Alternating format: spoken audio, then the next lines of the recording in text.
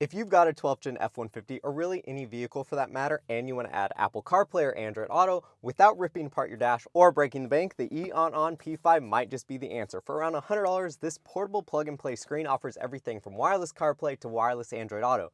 No major installs required. Heck, they even throw in a backup camera, perfect for those early F-150s that didn't get one from the factory. Now, you may have noticed that I already have a 14-inch screen upgrade right here, but I've seen countless questions come up in the forums, groups, specifically for F-150 owners that wanted to add CarPlay easily. So I wanted to go ahead and give this a try to see how well it works with my 12th Gen F-150. But to be honest with you, it'll work with basically any vehicle. Now, installing the P5 is a relatively simple process. You do have a suction cup mount that you can use to go to your windshield, or they actually have this magnetic base that's flexible with adhesive, so you can stick it on your dash here or pretty much anywhere you want. So what I'm going to do is I'm going to pull out this little rubber mat right here, and we are going to stick the base. As you can see, it's flexible. We're going to stick the base in here like that. Now, because this isn't a permanent installation for me, I don't actually want to remove the adhesive in my case, but what you would do is remove the adhesive off the bottom and then go ahead and stick it in there,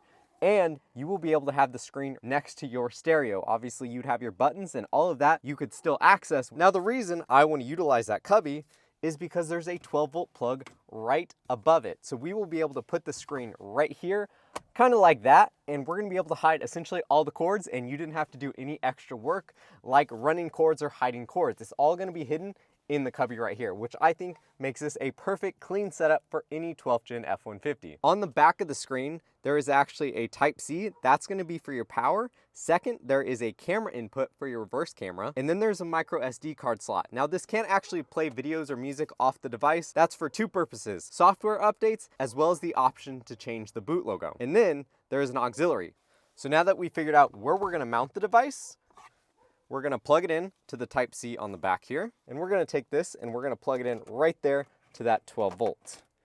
And we may actually get power even though the truck's not even powered on, because I believe that these 12 volt plugs are always hot. Yep, you can see the red light. Another thing that I appreciate about this device is the fact that they give you a USB port, so you're not losing total functionality. If you wanted to charge your phone or something like that, you still can do that. So all we're going to do now is we're going to slide this in here like that, and we're going to hide the cords, and then we can even pivot it a little bit more towards the driver like that. Now, it might look a little silly because I have the giant screen right here next to me, but in most base F-150s or early 12th Gen F-150s, they have a lot of buttons, maybe a small screen up here, so you're able to keep that aesthetic and then add modern functionality like your CarPlay and your Android Auto right next to it, which I think is actually a pretty good alternative. Tear this off here so we can see the screen in all its beauty. Now, the first step that I recommend doing once you have your screen all plugged in is make sure that your phone is connected to your vehicle's Bluetooth audio. The reason for that is we are actually going to have the audio for CarPlay and Android Auto come through the vehicle sound system, and that is going to be done through Bluetooth.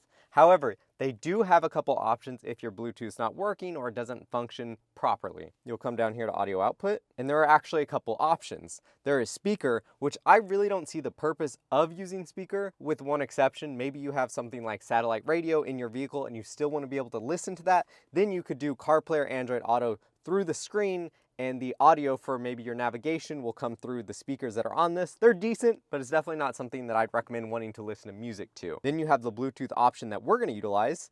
Over here we have a built-in FM transmitter. If your Bluetooth audio is spotty in your vehicle or it's not functioning, you can actually use the FM transmitter. You'll go to a radio station on your truck or vehicle, then you'll set the radio station on the screen itself, and whatever that is set to on the screen, as long as you have your vehicle paired to the same one, the sound from the device will come through your vehicle speakers through the FM station. And then of course you have an auxiliary option, which is a cord that you would run from the screen to your vehicle, and that cord is actually included. But my personal recommendation is to go ahead and utilize Bluetooth audio, so that's what we're going to do. So I have my phone connected to the truck already, and since I do have an Android phone, we're going to go ahead and connect to Android Auto, and then I'll show you CarPlay a little bit later.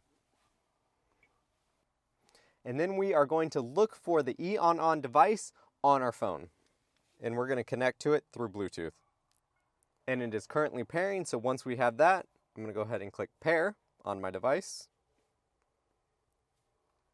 It is currently connected, and once I paired my phone's Bluetooth to the Bluetooth of the screen itself, I have Android Auto kicked on and it's running through the Wi-Fi of my phone. And if we go to YouTube Music on Android Auto, you can see the music playing. I can actually control the volume as well as skip right here through my steering wheel controls. The reason we're able to still utilize some of our steering wheel controls is because it's running through that Bluetooth audio, so it almost gives you a very factory-like functionality. Now, mind you, not all of your controls are going to work, just the skip and the volume, and just like that, you can have Android Auto or Apple CarPlay running right next to your factory stereo, and you didn't have to do anything else. If you press this little bubble here, you have return to home, swap out your audio, or change the brightness. Let's go ahead and crank that all the way up. Now, we are going to go home. Like I talked about earlier, you can actually change the orientation of the device. In order to do that, you're going to go ahead and click this button down here. You're going to click confirm, and it is going to reboot. So we're actually going to go ahead and turn the device now, and now it's in portrait mode. Super easy. Yes, it does reboot, but it reboots very quickly. And as you can see, once Android Auto boots up, we actually have it running in this orientation, which is pretty cool. So we could have our music down here, our maps up here. Everything still works as expected. Now for Android Auto to screen mirror, you're going to go to Superlink. You're going to confirm to switch the mode. And now it wants you to download the Eonon app. You can do that by scanning the QR code or by searching it in Google Play. So I've got the Eonon up here on my device. I'm going to click add. We're going to go to Wi-Fi Direct over here. You're going to want to make sure to grant permission for the app to connect. There it is right there. So we're going to go ahead and connect to it. And now when we click mirror casting, go ahead and allow, start now, allow, and now we can see what's on my phone is on the screen over there. And just like that, we're able to mirror our phone to the display over there. Let's go ahead and see what this looks like if you had the screen horizontal. We're going to go ahead and rotate the screen here like that. If we go back through Superlink,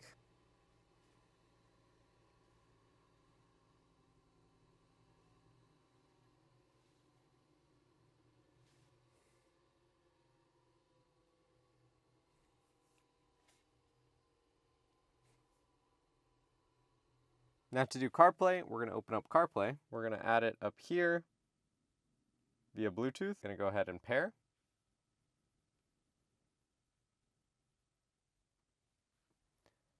And now we have CarPlay right here on the screen as well.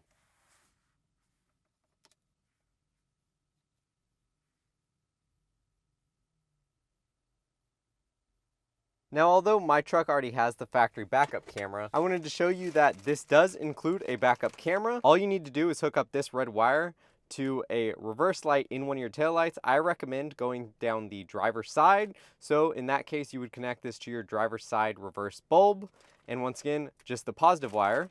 And then all you need to do is run the feed to the back of this screen right here. No need to mess with that, because what this will do is this wire will tell the screen that you're going into reverse. All you need to do is lift up the kick panel on the driver's side, lift up the carpet, and there's actually an area where you can poke a hole. Once you poke a hole and run the cord down underneath the truck, just follow the factory wiring on the frame to the back of the truck to install your backup camera. Included are screws as well as adhesive, so you can screw it into the plastic or use the adhesive on the camera mount. And now you have a backup camera along with your CarPlay and Android Auto. The P5, in my opinion, offers a pretty good value for around $100. You get wireless Android Auto, wireless CarPlay, the ability to mirror your phone to the device to watch apps such as YouTube, not to mention the included backup camera. That's not even an additional cost. As far as installation goes, you can pretty much stick it anywhere you'd like, thanks to that adhesive flexible mount and the windshield mount.